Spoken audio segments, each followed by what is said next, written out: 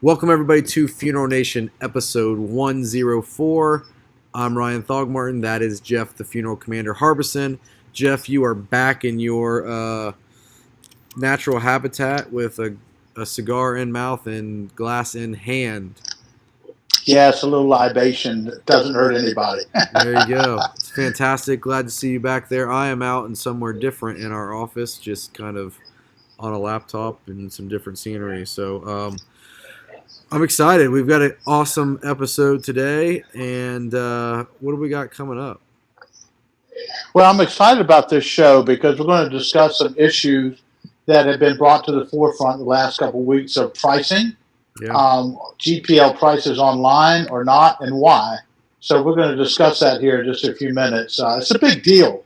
But before we get started, let me tell you what else we have on tap. We're going to have a fresh spotlight on the funeral director. We're also going to have a new WTF. And this isn't really a WTF. It's something I think is a great idea. Yeah. But you know what? Not a bad idea. So what's hot in the funeral world right now in the news? Kind of the biggest story of this week is the grief therapy dog Kermit that was taken down to Parkland School to not a planned. It kind of the article's on Connecting Directors, but it kind of happened right place, right time, and was a massive benefit to students and people down there that the dog was able to just comfort. It's interesting. I've had an experience with a non-traditional experience with a dog that wasn't a therapy dog, but my grandfather had surgery, and the thing out of surgery that he wanted the most was to be able to see his dog,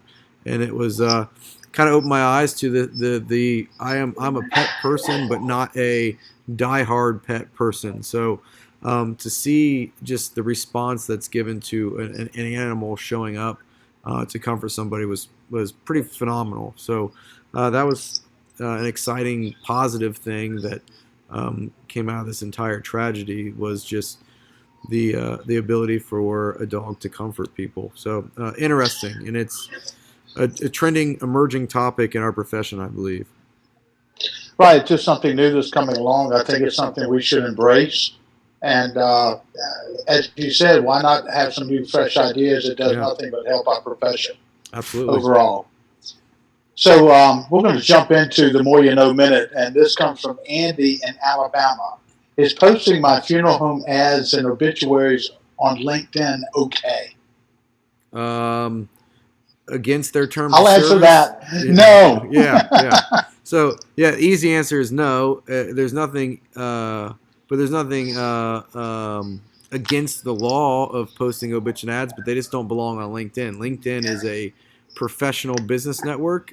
Job ads and if you're hiring, that goes on LinkedIn and business connections. Obituaries it's not a B2C network, so no, it's not going to make sense or work or be of any value on LinkedIn, period. Yeah, I just don't see it. I've actually sent some private messages to funeral home owners.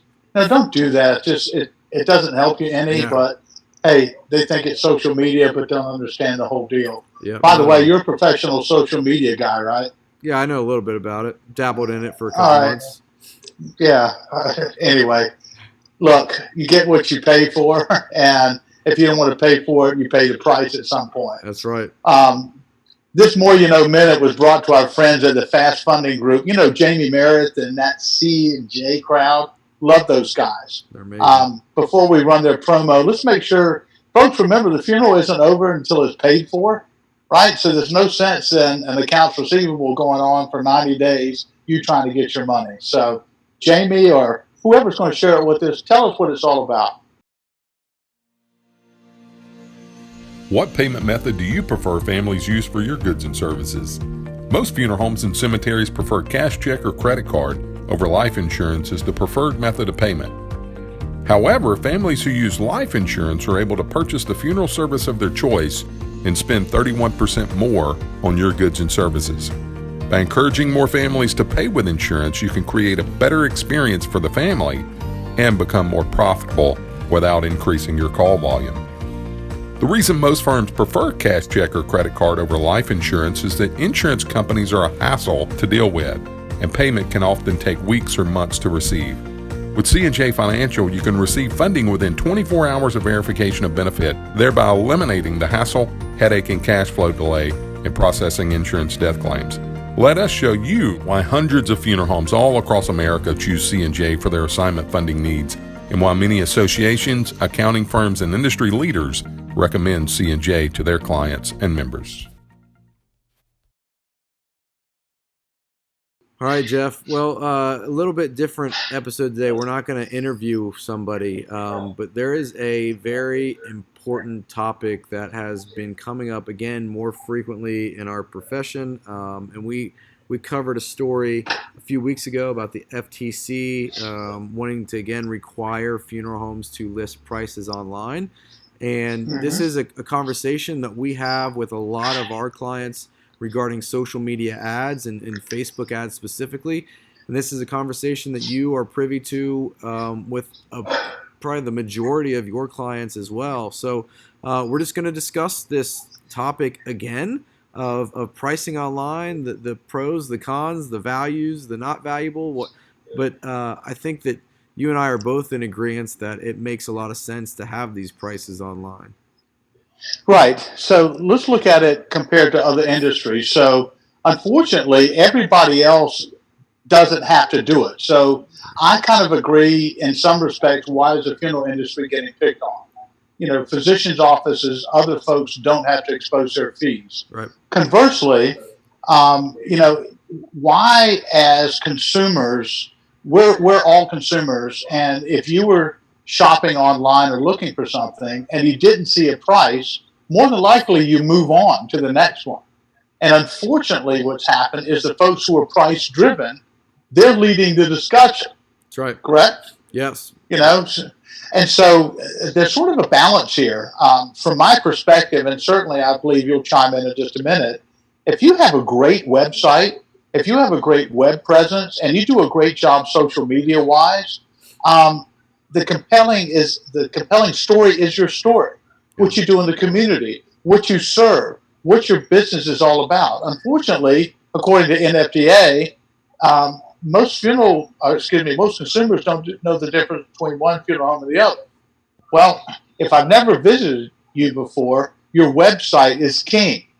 If I'm online and I'm in social media, I find out as much there. Yeah. What are your thoughts? No, I agree with you 100%. And you know, this is a conversation that we go down with a lot of our clients because we run a lot of Facebook ads for our clients, and we have a lot of clients that do not want to disclose pricing simply because they don't know that the consumer is going to be able to determine the value based off price, which I fully understand. However, I just want to speak from a straight data perspective and what actually drives more business for funeral homes. And when we put prices on Facebook ads, regardless of what that price is, when we have a price on the ad, the conversion rate goes up by 75%, simply because there is transparency and the consumer is seeing exactly what they want to see. They're seeing a price and what they're going to get for that price, and they're smart enough to understand that if they add more, it's going to cost more. If they take out something, it's going to cost less. So there is a lot of value in showing the price, and you mentioned it when we started this conversation. You said the ones that are the discounters are the ones controlling the conversation. There is this false sense that funerals are driven by price in this profession, because that is exactly what's happening. The only one advertising price is the discounter. So then that puts this false hope that, yeah, everything's price driven and I'll never be able to compete with the discounter on a price level. That is not it. What we see through the data that we can pull on social media and running over 200 lead campaigns per month for clients is the consumer stops the price shopping when they find that Facebook ad that has the price on it. They don't continue to search. So they just want the transparency. And unfortunately, right now, in a lot of markets, a lot of funeral homes are getting ate up because the only one advertising price is the discounter. So they're winning the business.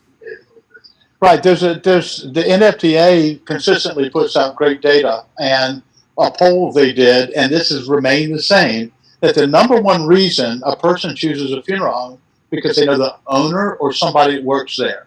Number two is that they've been to a service before or they're familiar with it that's been recommended by a friend. Number three, proximity to their geography where they live. And then number four, falling down there, is price. We do surveys for at the foresight companies for our clients, and we know what the consumers or those families are saying. And you know what? They're not coming to your funeral home because of price. Let me just say this, and this is a fact. If price was a driving factor in our business, everybody would be out of business. Everybody would be driving Kia cars, right? There'd be no BMWs, there'd be no Cadillacs, there'd be no, guess what? There'd be no Camrys out there. Mm-hmm. And by the way, you can build a car, whether it costs $13,000 or $90,000 on a website now. So there's a balance in there. The bottom line is, how do you differentiate your firm apart from anybody else by telling your story, what you do, and providing the service? Right. The price doesn't matter at that point. Right. Does that make sense? No, it makes 100% sense. I mean, I just got back from Disney, and believe me, we don't go to Disney because it's an economical, smart choice to take your kids to Disney. We go to Disney out of the value that we get of having our kids there and the memories that we create, and it's no different. People buy from people, and you've got to be able to tell your story, and you got to be able to create value, and price becomes, as you just mentioned, third, fourth, fifth, maybe not even relevant because of the value that we see. Funeral homes that are worried about putting price out there, when I have the conversation with them, are the same funeral homes that don't necessarily provide the most value, and there's a lot of smoke and mirrors that go into their reasoning of why they don't want to show price. And the funeral homes that provide a ton of value and are confident that their service is what it's worth are okay putting price out there, and they're cleaning house. They're doing very well because the consumer is getting the transparency that they want. I mean, where else can we go? It'd be like going to the grocery store, getting all your groceries, putting them in the cart, and not having any idea of what anything costs until you get to the register. It just doesn't make sense. We'd never do it. Yeah, I'm with you. And, you know, for all the others that don't go to Disney World, you have the county and state fair, right? But it's the same thing. I mean, what are you going to do, right? Well, I think this is a conversation that's not going to cease because, again, if the FTC gets into it, then it's not going to be much of a choice. The issue is, I believe, number one, make sure that your website and your social media program is strong, telling your story. Prices are not the factor. That's right. And we need to get over that. And you know what? Charge what you need to. Don't make your charge based on what the guy otherwise known as a schmuck the rest of the year is. And you say, well, I'm going to charge $100 less than the schmuck. Who's the real schmuck, right? It doesn't make sense. It's awesome. All anyway. Right. Well, let's carry on this conversation in the comments below if you've got something you want to add. And I don't think this is a conversation, like you said, that's going to die. And it's obviously something that we'll follow up with and look at some innovative ways funeral homes are, handling this issue and doing it right. So make sure you comment below. If you do not agree, make sure you really comment below and let's keep this conversation going and build out some rhetoric here. All right, Jeff. Exactly. Who brought us this part of the show? Well, it's brought to us by Sitch Caskets. You're talking about changing the world and being disruptive. Bottom line, I've seen them. I've been in the business. I know funeral homes that use them. I firmly stand behind it because guess what? That phone that you're looking at is made in China. All those interiors that you fuss about on the quote American made, guess what they're made? They're made in China. And almost everything that's wood now is going south of the borders or north of the border for that matter. So anyway, let's roll Sitch's promo because they're the guys. Funeral Nation is sponsored by Sitch Casket. Sitch has changed everything for funeral homes facing declining profits from cremation, with casket quality equal to the top domestic brands but at half the cost or better. Enter now to win a free Sitch casket at sitchcasket.com. Sitch, only your accountant can tell the difference. All right, Commander, great conversation. Excited to see what the comments bring. What do we have in our spotlight segment today? I think this is a pretty easy one, and it's unfortunate, but all the eyes are on Florida. Yeah. Based on the massacre last week, we've got those funeral homes down there that are providing services of the victims of those that mass shooting, and it's terrible. Yeah. And so our hats off, our shouts out to you guys in Florida for the great work you're doing, because thousands and thousands of people and their eyes are upon you. And we're grateful for the work that you're doing. We'd love to have one of you guys reach out to us and kind of share with your experience. But nonetheless, the spotlight's on our Florida funeral homes and directors. We thank you for what you're doing. Absolutely. Okay. On a kind of lighthearted subject, our WTF segment makes its return, and what do we have? You found this, or it was sent to you, or something. So tell me what we've got here. Well, I think it's awesome that to the consumer's eye, this was a nurse that was had died, and the people who attended the funeral put Band-Aids on the casket and wrote notes on there. I think that's a phenomenal idea. Now, I know we're going to get some folks that are, quote, traditionalists, thinks this is terrible, but I think it's awesome. Yeah, it is. I really do. You're 100% correct, and I love this as a WTF because the fact that it even raises eyebrows of, like, what's happening is mind-boggling to me. This is things that we should be doing on every single service, and there's a way to personalize every aspect of this that's going to be meaningful. And I know when I was with my father-in-law's vault company, we would have Sharpie markers at the grave, and people would write on the carapace messages, on the vault before it was closed. So I think this is absolutely beautiful, and it makes you wonder what the rest of the story is behind this. So kudos to this funeral home, and great find by you. It's good stuff. Thank you. I could make a really snide remark about Band-Aids being on a certain brand product that is that bad holding it together, but that wasn't that wasn't the reason. But anyway, take a look once again. We've got a wonderful photo, a wonderful idea how to serve families better. All right, you got it. You heard it here first. No. All right. What do we got coming up next week on 105? Let me tell you what, this is going to be probably one of our biggest shows ever. We've got two titans, two giants in the funeral industry. They're going to be on our show, interviewed by us before anyone else. So you want to stay tuned, folks. You want to watch this one. I promise you won't regret it. This is like it's going to be like American Gladiators, and you've got the two most famous gladiators squaring off. But this is a not a battle, but a conversation. It's going to be awesome. So I'm really looking forward to it. It's going to be a big deal.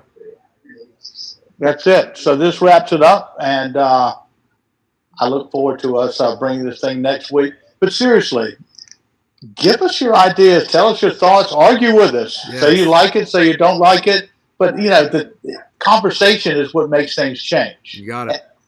Because we need it. Anyway, brother, good job again today. Yeah, you too, sir. All right, Commander. Until next week, have a great effing week. Out here.